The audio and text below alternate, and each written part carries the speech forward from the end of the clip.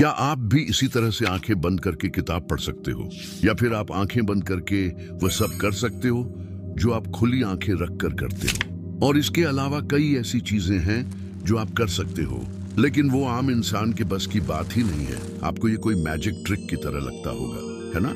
लेकिन ऐसा नहीं है। आप सच में ऐसा कर सकते हो। आप अपने दिमाग की शक्ति की मदद से सच में ऐसा कर सकते हो। और आज मैं ऐसे ही एक मेडिटेशन टेक्निक के बारे में बताने वाला हूं, जिसकी मदद से आप ऐसा कर सकते हो। दोस्तों, हमारी आंखें हमारे मस्तिष्क का द्वार होती हैं। हमारा मन और हमारे विचार हमारी आंखों की मूवमेंट के अनुसार ही गति करते हैं। जब हम हमारी आंखों की गति को स्थिर कर लेते हैं, तो हम हमारे विचारों और मन की गति को भी स्थिर कर लेते हैं।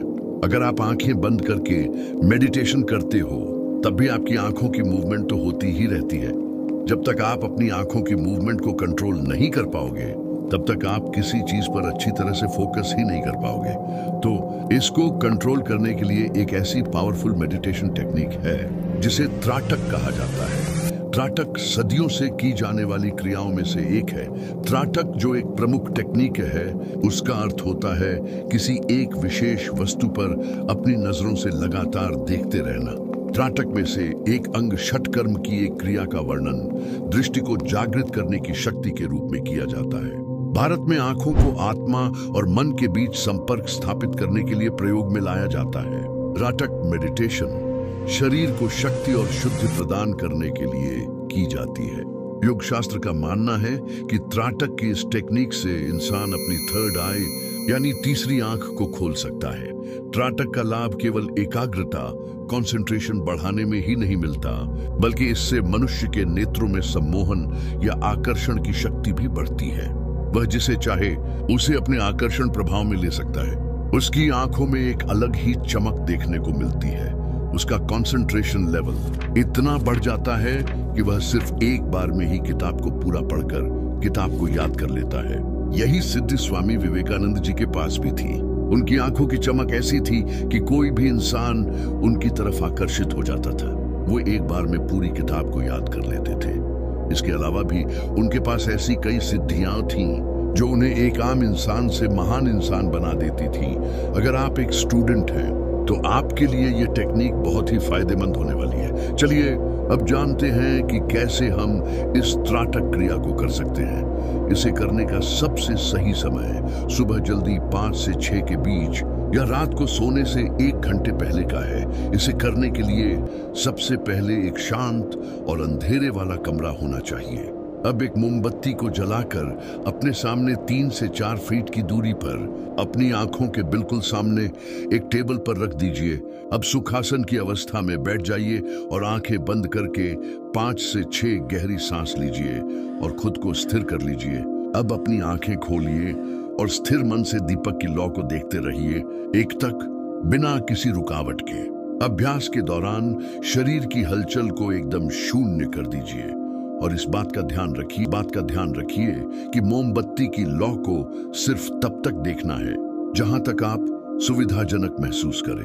आपको मोमबत्ती या उसके आसपास देखने की बजाय मोमबत्ती की लौ को ही देखना है। अगर मन में विचार आने लगे तो एक पल उसे ध्यान देकर वापस इग्नोर कर दीजिए। आपका ध्यान सिर्फ और सिर्फ लौ पर ही रहना चाहिए। जब आंखों में पानी भरने लगे तो फिर अपनी आंखें बंद कर लीजिए, और जब आप अपनी आंखें बंद करते हो तो उस वक्त बंद आंखों से भी आपको अपने सामने मोमबत्ती की लौ महसूस होती है। इस वक्त उस लौ को आप अपनी दोनों आंखों के मध्य, भ्रूमध्य, भ्रुकुटी पर लाने का प्रयास करिए। बंद आंखों से आपको इसी ज्योति को अपनी दोनों आंखों के बीच देखने की कोशिश करनी है। त्राटक की सफलता आपकी बंद आंखों से भी लौ को देखने की क्षमता पर निर्भर करती है। जितना ज्यादा साफ और देर तक लौ बंद आंखों से महसूस होती है, आपकी कंसंट्रेशन उतनी गहरी होती है। अगर ऐसा नहीं है तो कोई बात नहीं, हताश मत होइए, निराश मत होइए, दोबारा अभ्यास करिए। जब आपकी बंद आंखों से लौ की स्मृति धुंधली पड़ने लगे, तब दोबारा से अपनी आंखें खोलिए और वही अभ्यास दोहराइए। आप इसे एक ही बार में 5 से 10 बार भी कर सकते हैं। फिर धीरे धीरे करके आपकी कंसंट्रेशन का स्तर बढ़ने लगेगा। यानी कि जब बंद आंखों से लौ की आकृति बनना शुरू हो जाए तो आगे हमें इमेजिनेशन को बढ़ाना चाहिए, जैसे कि सिर्फ लॉ ही नहीं बल्कि बंद आंखों से सब कुछ वैसे ही देखने की कोशिश करें जैसा खुली आंखों से दिखता है।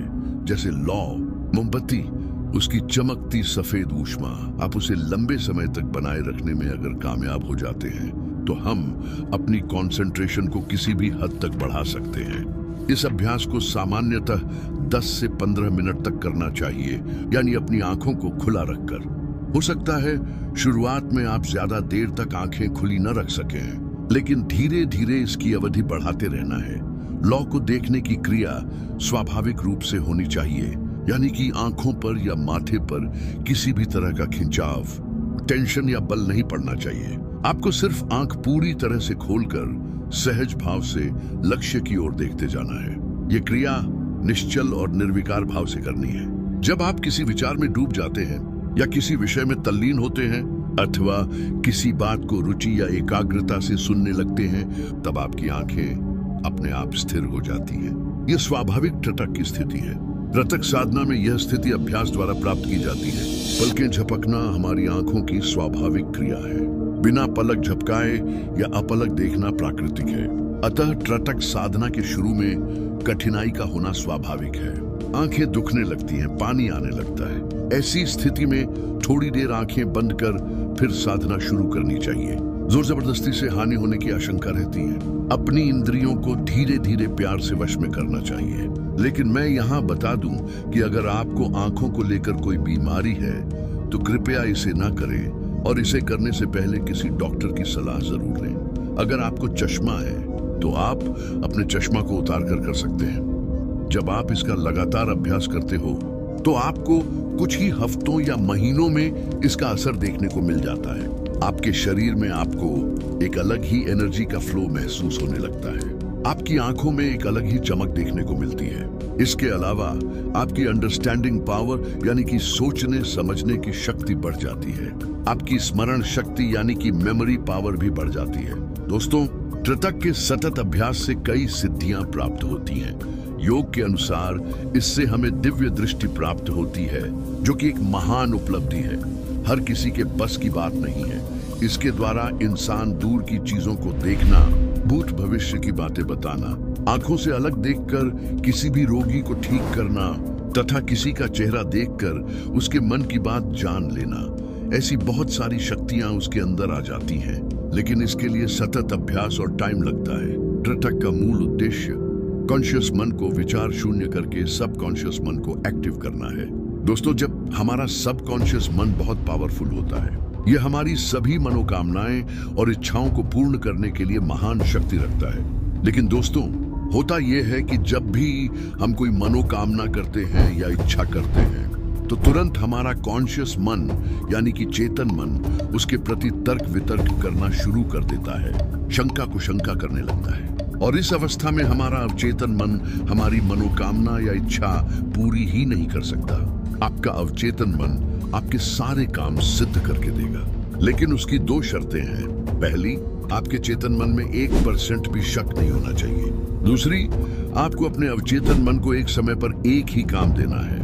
त्रिटक की लगातार अभ्यास से हमारा चेतन मन विचार शून्य हो जाता है और उस अवस्था में आपका अवचेतन मन जागृत हो जाता है। एक बार आपका अवचेतन मन जागृत हो जाए, उसके बाद आप अपनी हर इच्छा को पूरी कर सकते हैं। आप जो चाहेंगे वो आपको मिलेगा। लेकिन यह तभी संभव है जब आप अपने विचारों पर पूरा कंट्रोल पा लेंगे, और विचारों पर पूरा कंट्रोल हम त्रिटक की मदद से ही पा पाएंगे। मुझे उम्मीद है कि आपको यह वीडियो पसंद आया होगा। वीडियो को लाइक और शेयर करना ना भूलें। ऐसे ही और भी वीडियोस के लिए हमारे चैनल को सब्सक्राइब करें। मिलते हैं आपसे अगले वीडियो में। तब तक के लिए जय हिंद।